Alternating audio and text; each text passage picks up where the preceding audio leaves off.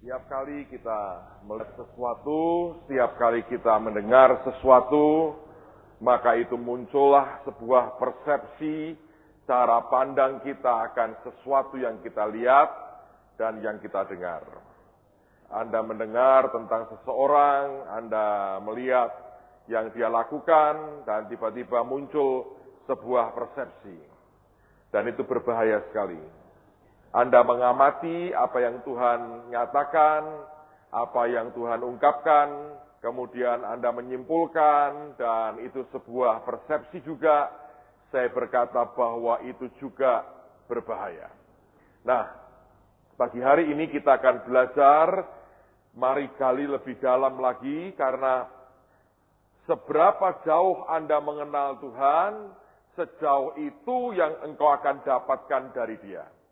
Saudara mendapatkan apa yang engkau yakini. Kalau keyakinanmu salah atau dikungkung oleh roh agamawi, yang engkau terima juga akan salah. Kalau kita tidak berkembang dalam kita kenal akan Dia, saudara satu kali akan menghakimi orang lain yang di bawah Tuhan mengenal Dia lebih lagi. Nah, itulah yang terjadi dalam gereja Tuhan. Dari abad ke abad orang suka menghakimi orang lain, memberikan cap tertentu kepada orang lain, memberikan sebuah persepsi tertentu kepada orang lain, dan itu yang membuat kita jatuh dalam dosa menghakimi. Semuanya karena ada sebuah kemandekan dalam kita kenal akan Tuhan kita. Mari lihat Kisah Rasul pasal yang ke-7. Saya tunjukkan lagi sebuah contoh bahaya sebuah persepsi. Orang pikir atau dia pikir itu berbahaya sekali. Kisah Rasul pasal 7, mulai ayat yang ke-22 sampai dengan 25. Kisah Rasul 7 ayat 22 sampai dengan ayat yang ke-25. Alkitab berkata, dan Musa dididik dalam segala hikmat orang Mesir, dan ia berkuasa dalam perkataan dan perbuatannya. Pada waktu ia berumur 40 tahun, timbullah keinginan dalam hatinya untuk mengunjungi saudara-saudaranya, yaitu orang-orang Israel. Ketika itu ia melihat seorang dianiaya oleh seorang Mesir. Lalu ia menolong dan membela orang itu dengan membunuh orang Mesir itu. Ayat 25, inilah sebuah persepsi. Dia berkata pada apa? Sangkanya, itu sebuah persepsi kan. Pada sangkanya, saudara-saudaranya akan mengerti bahwa Allah memakai dia untuk menyelamatkan mereka. Tetapi mereka apa? Persepsi yang salah itu berbahaya sekali.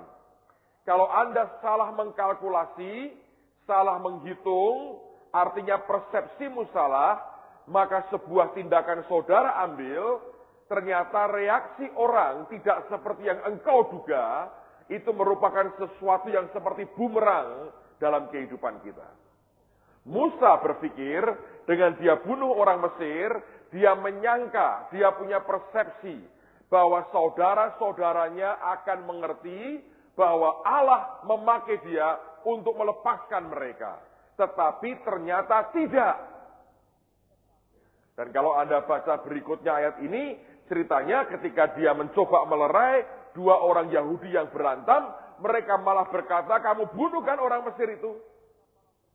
Dia pikir akan dilindungi oleh orang-orang Yahudi yang merasa berutang budi, telah diselamatkan oleh Musa.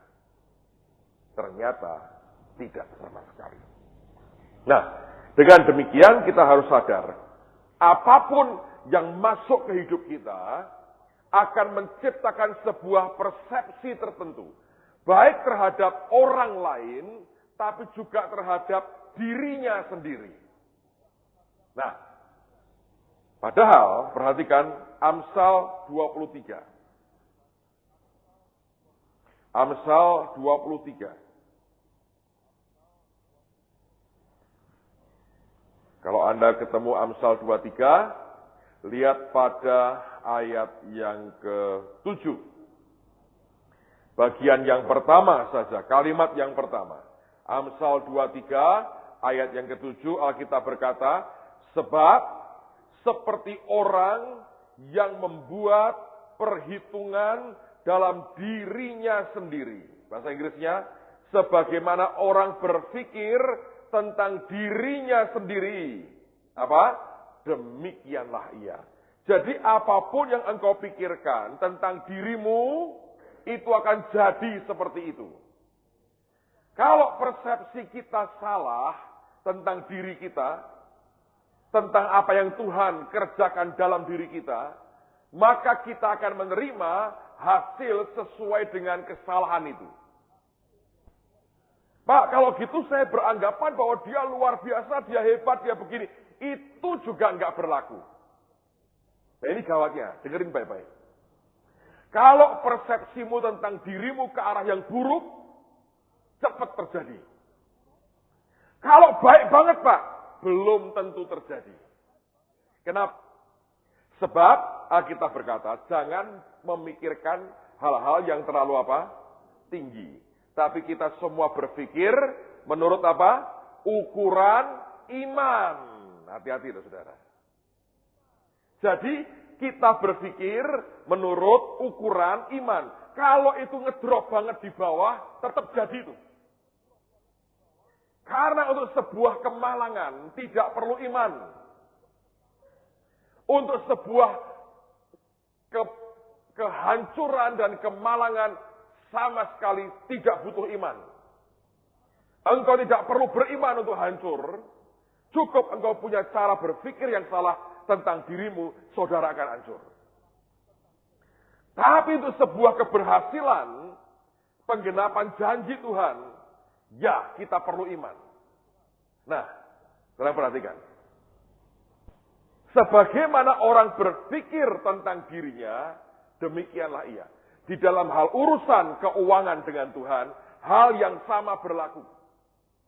Kalau engkau menerima kebenaran yang berkata, entah dari mana, bahwa wajar dan layak orang itu melarat dan tidak akan pernah berkembang lagi hidupnya, maka seketika itu juga akan terjadi seperti itu.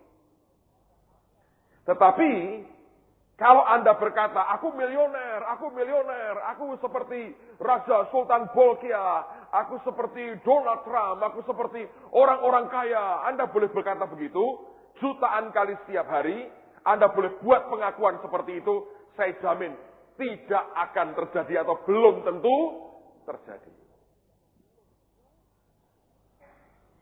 Ngerti saudara? Dan ini yang gawat. Karena orang cenderung lebih gampang berpikir yang negatif daripada yang positif. Lebih gampang kita berpikir tentang kemalangan kita, kemelaratan kita, kekurangan kita, lebih gampang. Dan yang gawatnya, selama kita belum bertobat, kita seperti orang Israel yang di bawah perbudakan Mesir. Nah, mengeluarkan Anda dari Mesir itu gampang. Tapi mengeluarkan Mesir dari hidupmu, itu yang susah. Mentalitas budak di sini, yang di dalam hati orang Israel, yang sebenarnya membuat mereka tidak bisa masuk Kanaan, sebagian besar dari mereka. Gak bisa. Mereka berhasil dibawa keluar dari Mesir. Tapi Mesir tidak berhasil dicungkil dari hati mereka. Nah, mental budak seperti itu tidak siap terima tanah perjanjian. Jadi perhatikan dengan baik persepsi Anda tentang Tuhan. Khususnya kalau berlaku soal keuangan, hati-hati itu saudara. Sekali lagi saya mau tanya, siapa yang pengen hidupmu diberkati? Kalau enggak tidak masalah. Anda langsung akan jadi seperti yang kau mau, melarat aja langsung saudara. Dua pendeta kemarin saya cerita, berdebat di depan saya. Setelah John Evans ini khotbah pertama di gereja. Yang seorang berkata, wow ini adalah kebenaran yang luar biasa, kita hidup diberkati. Yang kedua berkata bahwa ini sesat, tidak usah dan tidak harus diberkati. Masa semua orang harus kaya? Dia salah nangkap pelajaran itu. Kemudian teman saya ini berkata, Lebih baik jadi Lazarus yang miskin dan masuk surga daripada orang kaya berpesta pora tiap hari dan akhirnya masuk neraka. Mereka berdebat dengan seru di depan saya, lalu mereka minta pendapat saya. Menurut kamu bagaimana? Saya mau tanya buat saudara. Siapa yang memilih Lazarus yang miskin tapi masuk surga? Angkat tangan. 1. Siapa yang 2. Anda kok malu-malu sih? Kok maju garuk-garuk? Jangan. Saya. Siapa yang memilih Lazarus yang miskin dan akhirnya masuk surga? Tadi 1. Bagi tadi 2, 3, 4. Cuma 4 yang mau ke surga? Berarti kalian semua yang lain memilih orang kaya yang masuk neraka.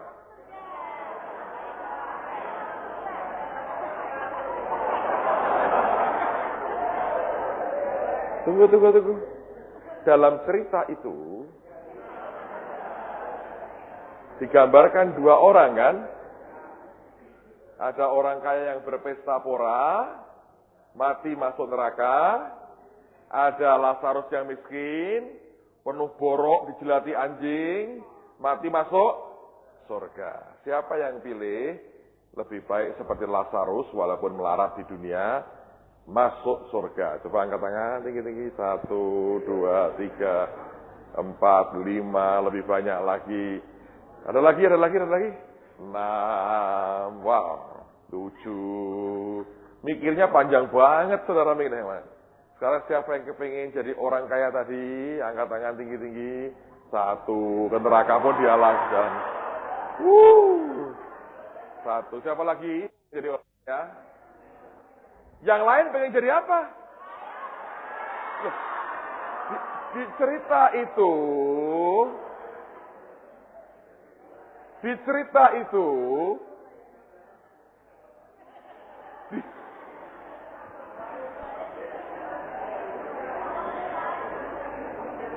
saudara kok kepengennya keluar dari konteks terus toh? Di cerita itu ada 2 orang kan? 1 orang kaya, pesta pora, mati masuk neraka. 1 lagi Lazarus yang miskin, pengemis, boroen, dijilatin anjing, mati masuk surga. Saya lagi ya, 2 orang. Anda boleh milih kan sesuai dengan tema cerita itu. Siapa yang pilih lebih baik kayak Lazarus, melarat di dunia, mati masuk surga? Angkat tangan. Siapa yang pilih lebih baik kaya, mati masuk neraka? Yang lain pilih? Sangat tidak alkitabiah dong.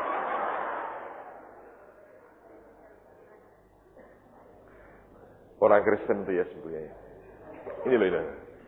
Saudara itu kalau membaca Alkitab ya, gawat. Kemarin Taman Eden kita ketemu buah, kebun binatang, bunga, gua. Yang emas dan berlian Anda tidak lihat. Sekarang kelihatan. Nah, tapi cerita tadi menunjukkan tidak kelihatan lagi. Saya tunjukkan sesuatu. Ketika saya ditanya, kamu mau pilih mana? Kamu pilih mana? Lazarus yang miskin mati ke surga, atau orang kaya mati masuk neraka? Saya berkata begini, saya pilih jadi Abraham yang memangku Lazarus yang miskin. Loh, tidak satu pun dari Anda ngomong Abraham, itu namanya ngotot.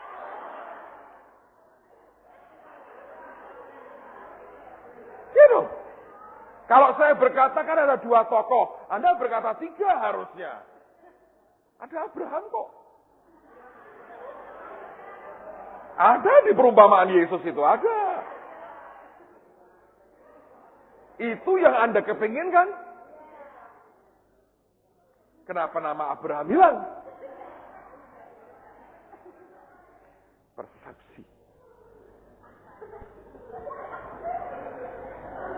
Persepsi. Kalau nggak gini saya nggak ngajar, saudara.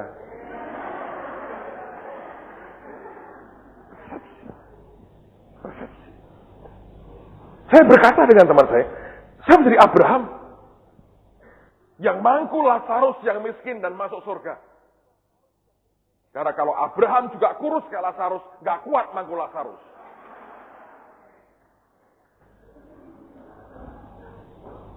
Teman saya ini ngamuk betul. Yang milih diberkati suka banget. Yang berpandangan bahwa dia lebih suka seperti Lazarus yang marah sekali, dia jengkel. Tapi saya lihat dalam hidupnya dia, sekian tahun lewat, terjadi itu. Sampai detik ini menurut saya, kalau saya ngomong kebutuhan keuangan, goyah.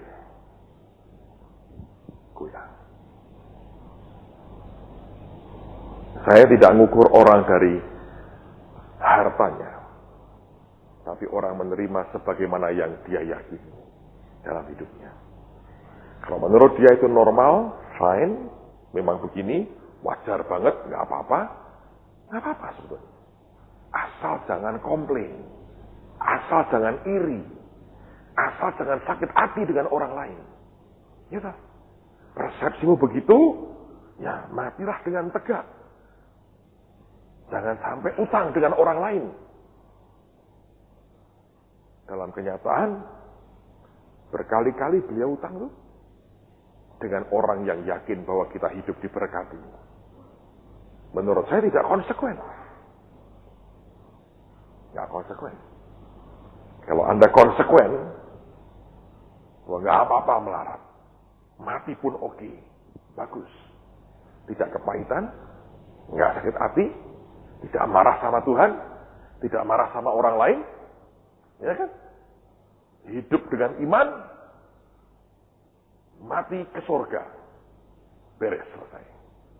Tapi yang tidak boleh adalah, kalau Anda punya keyakinan bahwa melarat tidak masalah, tapi kemudian Anda sakit hati sama orang punya uang. Beberapa gereja marah sama gereja kaya. Jangan dong. Bukankah dalam keadilannya Tuhan memberikan sesuai dengan iman masing-masing? Ya, kalau Anda yakin bahwa itu fine, itu normal, ya terimalah sebuah kenormalan. Kalau buat yang lain berkata, aku tahu Tuhan bisa melimpahi aku, dia pakai hukum Tuhan dan diberkati, ya biarkan dia terima apa yang jadi keyakinannya. Yang tidak boleh, kalau kita sakit hati, kalau kita marah, kalau kita jengkel, kalau kita frustrasi, jangan. Sekali lagi, persepsi dalam hidup kita, Anda mesti hati-hati. Coba lihat Lukas 15.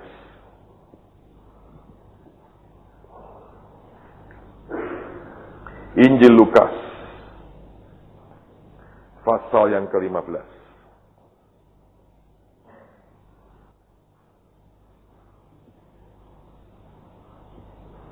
Saya akan baca tentang perumpamaan tentang anak yang hilang. Pelan-pelan saya bacain ya, supaya Anda simak dengan betul. Nanti ada hal yang saya mau tunjukkan kepada saudara. Yesus berkata lagi, ada seorang mempunyai 2 anak laki-laki. Kata yang bungsu kepada ayahnya, Bapa, berikanlah kepadaku bagian harta milik kita yang menjadi hakku. Lalu ayahnya membagi-bagikan harta kekayaan itu di antara mereka. Beberapa hari kemudian anak bungsu itu menjual seluruh bagiannya itu, lalu pergi ke negeri yang jauh. Di sana ia memboroskan harta miliknya itu dengan hidup berfoya-foya. Setelah dihabiskannya semuanya, timbullah bencana kelaparan di dalam negeri itu, dan ia pun mulai melarat. Lalu ia pergi dan bekerja pada seorang majikan di negeri itu. Orang itu menyuruhnya ke ladang untuk menjaga babinya. Lalu ia ingin mengisi perutnya dengan ampas yang menjadi makanan babi itu, tetapi tidak seorang pun yang memberikannya kepadanya. Lalu ia menyadari keadaannya, katanya, betapa banyaknya orang upahan Bapakku yang berlimpah-limpah makanannya, tetapi aku di sini mati kelaparan. Aku akan bangkit dan pergi kepada Bapakku dan berkata kepadanya, Bapa, aku telah berdosa terhadap surga dan terhadap Bapa. Aku tidak layak lagi disebutkan anak Bapa. Jadikanlah aku sebagai salah seorang upahan Bapa. Maka bangkitlah ia dan pergi kepada bapaknya. Ketika ia masih jauh, ayahnya telah melihatnya, lalu tergeraklah hatinya oleh belas kasihan. Ayahnya itu berlari mendapatkan dia, lalu merangkul dan mencium dia. Kata anak itu kepadanya, Bapa, aku telah berdosa terhadap surga dan terhadap Bapa. Aku tidak layak lagi disebutkan anak Bapa. Tetapi ayah itu berkata kepada hamba-hambanya, lekaslah bawa kemari jubah yang terbaik.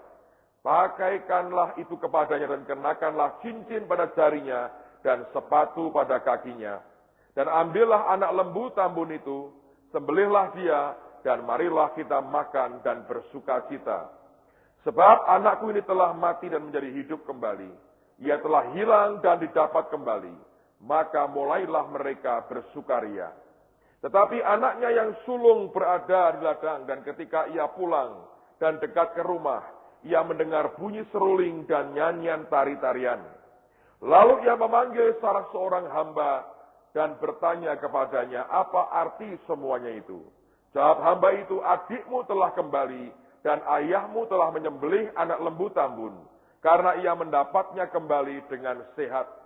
Maka marahlah anak sulung itu dan ia tidak mau masuk. Lalu ayahnya keluar dan berbicara dengan dia.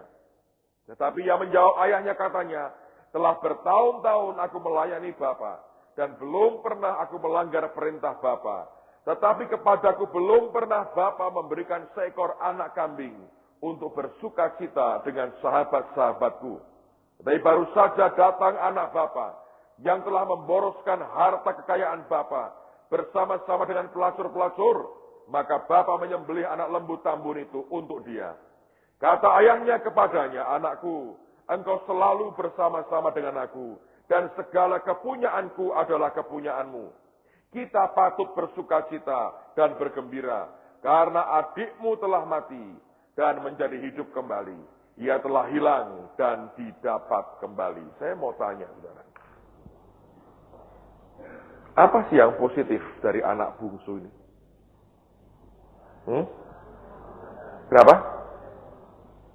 Kenapa? Kesadaran, mau bertobat. Oke. Kenapa? Bisa menikmati apa? Hartanya. Borosin itu positif ya. Jangan suka borosin harta Bapak, Anda pasti melarat. Ya.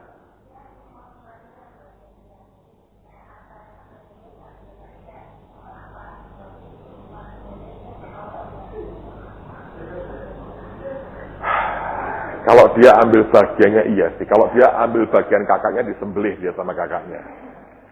Dengerin baik-baik. Ada satu kalimat yang ajaib sekali. Dia berkata apa? Berikan kepadaku bagianku yang menjadi bagian dari harta kita. Harta kita. Ini orang yang tahu bahwa dia berkelimpahan. Pada ujungnya salahnya dia pakai untuk foya-foya. Salah. Tapi dia tahu haknya. Sulung. Kerja keras. Tidak pernah melanggar perintah Bapak. Tapi tidak tahu haknya. Dia nunggu diberi anak kambing. Bapaknya berkata, yang aku punya, kamu punya. Dia pernah nikmati nggak? Makan anak domba, anak kambing dengan teman-temannya. Tidak sama sekali. Saudara pikirin baik-baik. Kerja kerasmu, bahkan tidak pernah ngelanggarmu, tidak nolong. Kalau persepsimu salah. Kalau cara berpikirmu tentang harta, tentang yang Tuhan bisa berikan, itu salah. sekalipun kau kerja keras, tidak pernah melanggar perintah. Nolong nggak? Anehnya ketika bapaknya pesta, saya mau tanya, si sulung diundang nggak? Dia tahu sendiri kan? Dia lihat ada rame-rame, dia panggil hambanya, dia tanya, dia tahu. Dia mau masuk nggak? Nggak kan? Bapaknya keluar. Setelah pembicaraan itu, saya mau, sulung ikut pesta nggak? Hah? Siapa yang bilang? Sulung ikut pesta nggak? Hah? Ikut nggak, saudara? Siapa yang bilang ikut? Selalu kok kita voting terus nih. Siapa yang bilang sulung ikut pesta? Siapa yang bilang tidak ikut pesta? Yang lain? Hah? Tidak ada penjelasannya. Artinya terserah Anda. Nggak ada. Hei, saya hanya selalu berkali-kali mau tunjukkan angle, sudut yang tidak pernah Anda lihat. Ada bagian-bagian cerita di Alkitab yang selalu cuma sepotong Anda mengerti. Dan ini persepsi. Karena saya mau coba ajari semua kita belajar, persepsi itu harus tepat. Dalam bergaul dengan manusia pun sama. Berapa banyak yang seringkali mengalami, Anda salah ngerti orang lain. Coba angkat tangan. Salah ngerti. Ya. Kenapa? Informasi yang kita dapat cuman sebagian. Dari sebagian informasi itu, kita punya persepsi tertentu. Dan itu salah, saudara. Itu salah. Ngerti? Sulung kerja keras luar biasa. Bertahun-tahun aku bekerja, melayani Bapak, tidak pernah aku melanggar perintah Bapak. Seharusnya orang seperti ini giat banget. Dapat dong sesuatu. Tapi Alkitab menjelaskan kepada kita, sekalipun seperti itu, dia tetap beranggapan bahwa dia tidak punya apa-apa. Dia tidak berhak atas apapun. Kecuali bapaknya memberikan sendiri kepada dia. Karena itu harta milik bapak. Sulung berkata, baru saja datang anak bapak yang memboroskan harta milik bapak. Dia nggak berkata milik kita. Persepsinya berkata, aku tidak lebih dari pegawai. Bahkan aku lebih buruk dari pegawai. Karena karyawan digaji, aku bahkan tidak digaji. Aku kerja keras, tidak pernah melanggar. Bapak gak memberikan apa-apa. Nah, bapaknya berkata, engkau gak usah aku beri, ambil yang sesukamu. Yang aku punya, kamu punya. Anda bisa ngerti? Ya aku, kamu punya. Si busu walaupun konyol menghabiskan dan pakai untuk foya-foya. Tetap kalau Anda pakai untuk foya-foya Anda habis. Dia berkata bahwa berikan kepadaku bagian dari harta kita. Aku punya hak Bapak untuk mendapatkan yang engkau dapatkan, yang engkau punya. Persepsi, saudara. Persepsi. Saya ketemu banyak rekan hamba Tuhan. Saya ketemu bicara dengan banyak orang di banyak gereja. Saya lihat pengabdiannya ajaib sekali. Ajaib banget pengabdiannya. Saya lihat bahwa mereka orang-orang yang kerja giat bagi Tuhan. Kesetiaan mereka luar biasa. Ketekunan mereka ajaib. Doa mereka hebat. Puasa mereka luar biasa. Saya lihat gitu ya. Kasihan. Ada titik dalam hidupnya tiba-tiba dia saya lihat setiap kali ada kebutuhan materi keuangan goyah. Bertahun-tahun saya mempertanyakan di hati saya, kenapa orang seperti ini begitu hebat? Tapi tiba-tiba ketika kebentur masalah kebutuhan fisik. Dulunya saya berpikir ada dosa tersembunyi. Itu juga persepsi. Dan itu menghakimi orang lain. Hanya menduga, guessing. Berkata, ini pasti ada yang salah. Tapi saya ketemu dengan banyak orang yang saya cukup mengerti, dia orang-orang yang oke sekali. Komitmennya dengan Tuhan hebat. Integritasnya tidak diragukan lagi. Tapi ketika sampai kepada soal keuangan, goyang. Sampai Tuhan bukakan cerita tentang anak yang hilang. Ada orang-orang seperti sulung yang kerja keras, begitu rupa. Tapi dalam hidupnya tidak lebih baik dari pegawai-pegawai bapaknya. Persepsi. Yang bungsu saking ngerti haknya tambah kurang ajar. Makanya kalau saya nanti sampai di bagian-bagian yang Anda suka tentang berkatlah segala macam, saya beritahu, kalau engkau ngerti hakmu jangan kurang ajar. Dan perlu, dengar baik-baik. Perlu sebuah mental di dalam dan kekuatan roh untuk handle kekayaan, saudara. Jangan dipikir tidak. Bagaimanapun perlu mentalitas tertentu untuk setiap anak Tuhan bisa kendalikan berkat dalam hidupnya. Yang sering kali saya lihat adalah banyak orang nggak cukup punya kekuatan di dalam untuk kendalikan akan uang. Apa artinya foya-foya? Foya-foya bisa berarti banyak. Engkau melakukan apapun yang engkau mau tanpa Tuhan suka dan berkenan.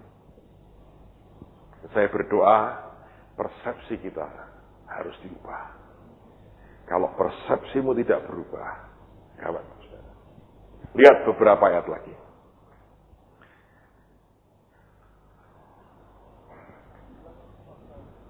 Bilangan pasal yang ke-13. Bilangan pasal yang ke-13.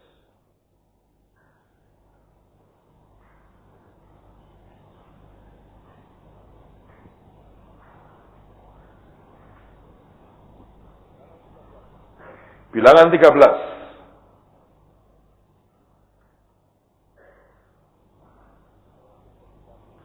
Ayat yang ke-31,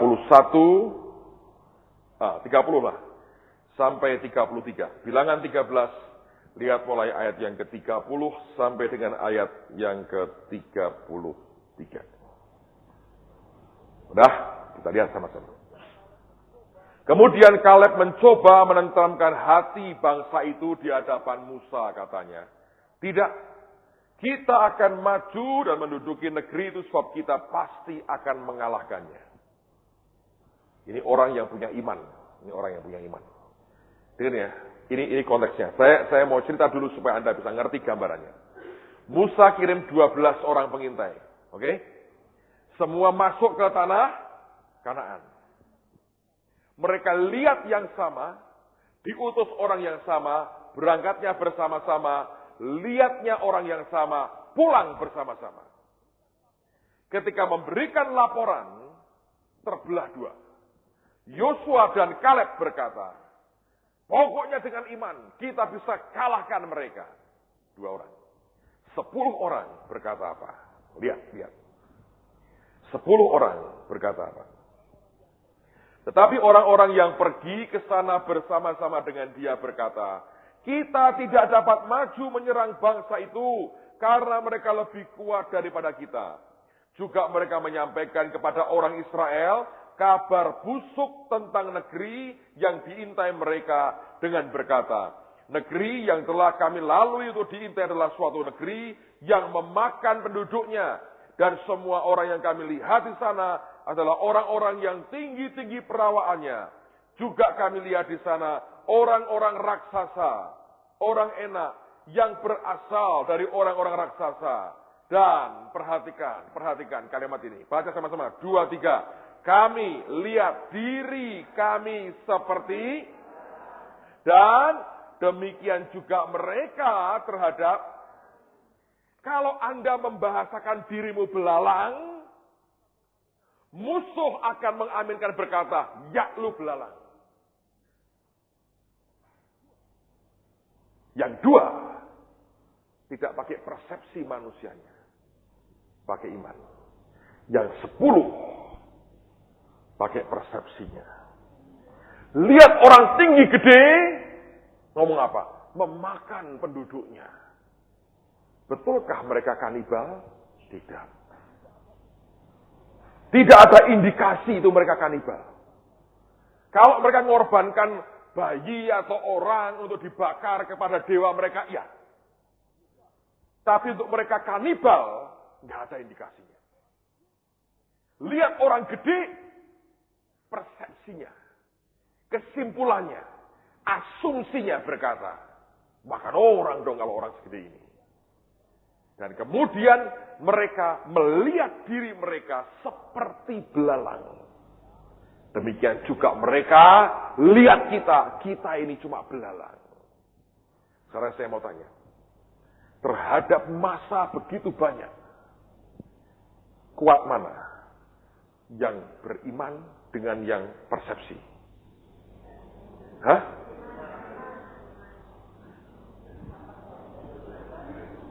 Kalau kuat yang beriman, gak bakal mau dilempari batu mereka. Kenyataan masa percaya siapa? Persepsi orang. Bukan iman. Anda bisa ngerti gak kekuatan sebuah persepsi? Anda bisa bunuh orang dengan persepsi. Bisa. Dalam hal apapun. Termasuk dalam hal urusan keuangan dalam kehidupan kita. Kalau engkau berkata, kami ini belalang. Aku gak punya apa-apa. Kami itu gak ada apa-apanya. Memang kami golongan orang melarat. Kalau itu ditekankan terus seperti itu. Diyakinkan bahwa memang kami ini begini. Golongan orang melarat. Dan tidak punya apa-apa. Saudara akan terus seperti itu. Tapi kalau kita bisa lihat seperti Tuhan melihat. Persepsimu persepsi iman. Bukan persepsi manusia biasa. Itu akan membuat perbedaan yang ajaib, saudara. Jadi, ke depan, nasibmu ditentukan sebagian oleh persepsi saudara tentang dirimu. Apa yang engkau yakini tentang dirimu, orang akan mendapatkan sesuai dengan yang dia yakini. Ukur yang kamu pakai akan diukurkan kepadamu. Dia berkata, jadilah menurut imanmu. Nah, apa yang kau yakini? Kalau cara berpikir kita bukan hanya soal keuangan, dalam segala aspek, tidak mau berkembang, Anda berpikir kau sudah tahu segala-galanya. Satu hari, kita kecewa. Kita berkata, kok bisa begini ya? Tuhan kata, bukankah itu keyakinanmu? 10 orang berkata, kami melihat diri kami seperti belalang. Semua berkata, ya kami belalang. Dan mereka hampir melempari orang beriman dengan batu. Persepsi bisa begitu berbahaya. Lihat beberapa bagian firman lagi. Saya tunjukkan yang positif. Kejadian pasal yang ke-37. Kejadian 37. Mari kita lihat mulai ayat yang pertama sampai dengan ayat yang ketiga. Kejadian 37 ayat yang pertama sampai dengan ayat yang ketiga.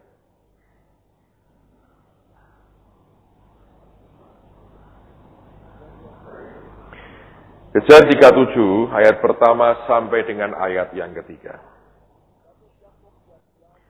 Adapun Yakub ia diam di negeri penumpangan ayahnya, yakni di tanah Kanaan. Inilah riwayat keturunan Yakub. Yusuf tatkala berumur 17 tahun, jadi masih muda, biasa menggembalakan kambing domba bersama-sama dengan saudara-saudaranya, anak-anak Bilha dan Silpa, kedua istri ayahnya. Dan Yusuf menyampaikan kepada ayahnya kabar tentang kejahatan saudara-saudaranya. Ayat 3. Israel lebih mengasihi Yusuf dari semua anaknya yang lain. Sebab Yusuf itulah anaknya yang lahir pada masa tuanya. Dan ia menyuruh membuat jubah yang maha indah bagi dia. Kita tahu cerita Yusuf, dia akhirnya dari seorang raja muda di Mesir. Dia pernah terima visi dari Tuhan tentang berkasnya yang disembah oleh berkas yang lain. Tentang bulan, bintang, matahari menyembah dia. Sampai semua akhirnya menyadari Tuhan punya maksud, rencana yang besar dalam hidupnya. Tapi saya percaya ini, saudara. Sebelum Tuhan memberikan visi besar dalam hidup Yusuf, Yakub bagaimanapun dia seorang hamba Tuhan. Dalam hidupnya ada begitu banyak nubuatan yang dia sampaikan. Dia memberkati Firaun, dia memberkati anak cucunya, dia nubuatin mereka. Di dasar hatinya yang paling dalam, saya yakin dia ngerti ada sesuatu pada orang yang bernama Yusuf. Karena itu sejak dia belia sekali, sejak dia muda, Yakub memperlakukan Yusuf berbeda.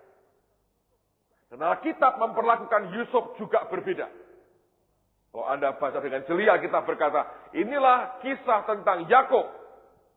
Terus Yusuf, lucu kan, tentang Yakub. Tapi ngomongnya siapa? Yusuf. Saudara harus ngerti ya, itu ada kebenaran di belakangnya. Kapan-kapan kita belajar lagi. Setelah kita mengatakan ayahnya membuatkan bagi Yusuf jubah yang maha indah. Sebetulnya itu adalah a tunic of many colors. Jubah dengan warna-warni. Zaman dulu, baca.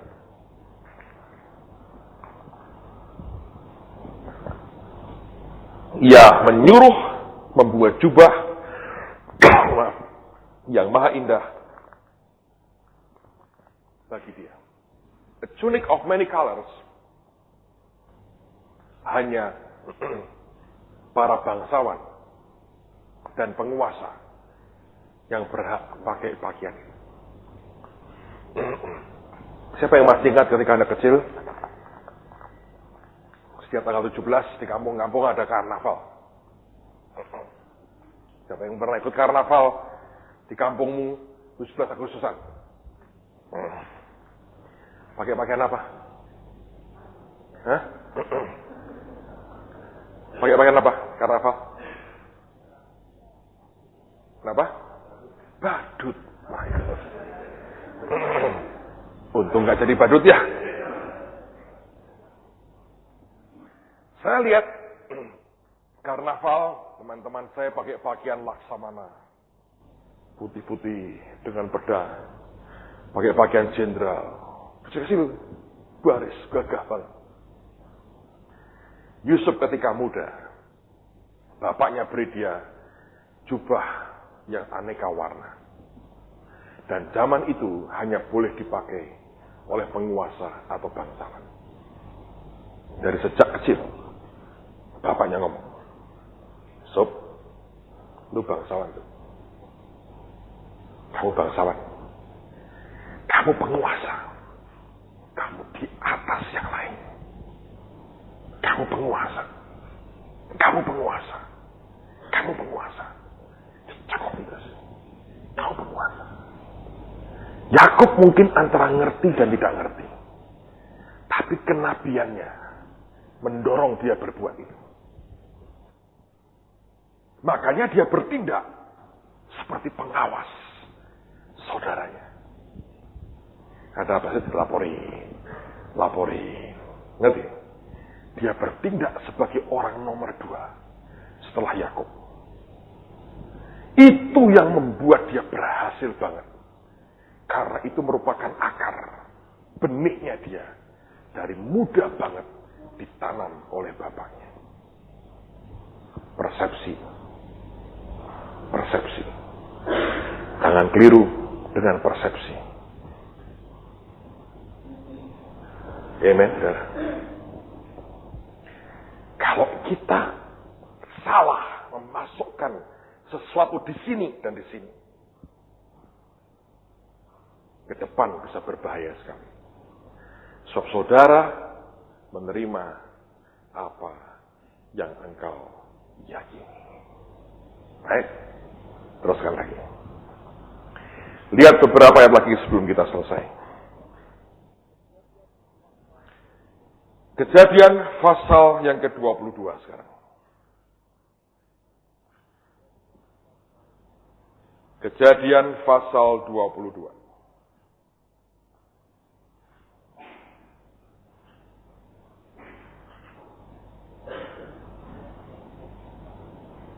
Ayat yang ke-14.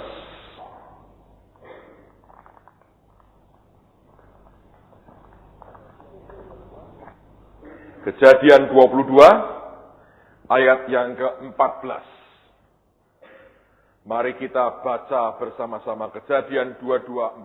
2, 3. Dan Abraham menamai tempat itu Tuhan menyediakan. Sebab itu sampai sekarang dikatakan orang, di atas gunung Tuhan akan.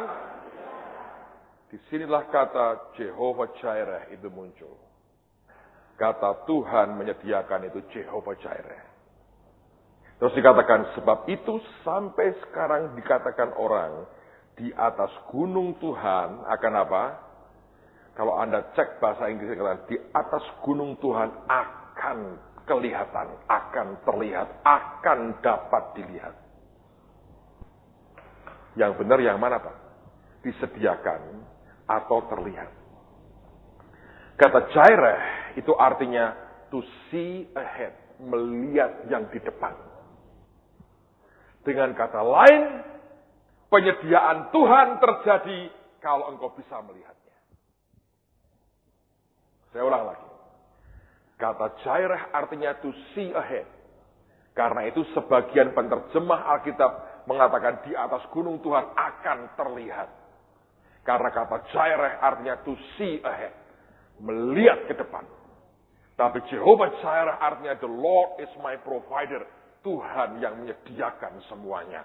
Yang mencukupi semuanya. Dengan kata lain, kalau kita gabungkan dua kata ini, saudara akan bisa menikmati penyediaan Tuhan kalau mata rohanimu bisa melihat. Kalau mata rohanimu tidak bisa melihat, karena persepsi yang salah, penyediaannya tidak pernah ada. Ingat ketika Elia akan terangkat ke surga, Elisa berkata, aku minta 2 bagian daripada rohmu.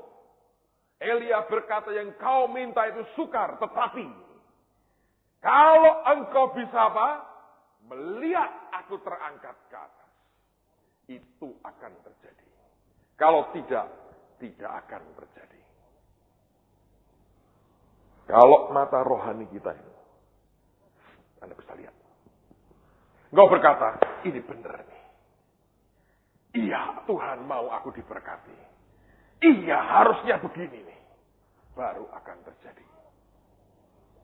Sebab kalau mata kita tidak melihat, artinya mata kita melihat ke arah yang lain.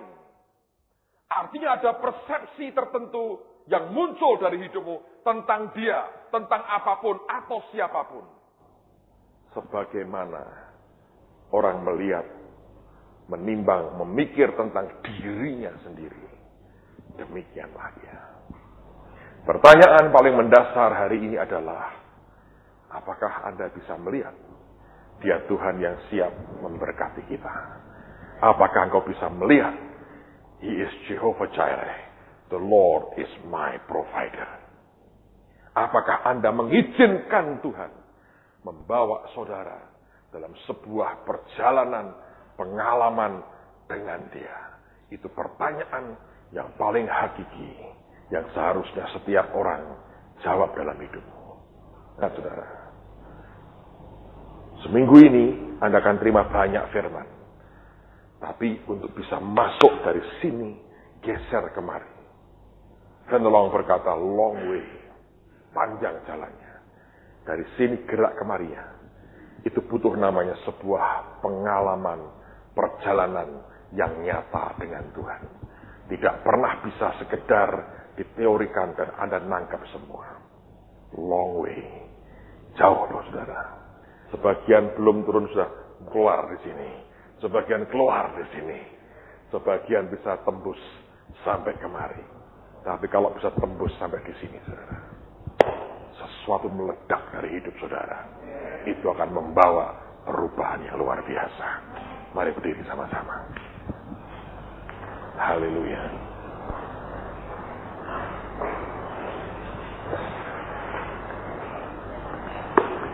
Nah, ini sebuah referen, janjimu seperti fajar pagi hari, yang tiada pernah terlambat bersinar. Nanti kita akan teruskan pada bagian berikutnya.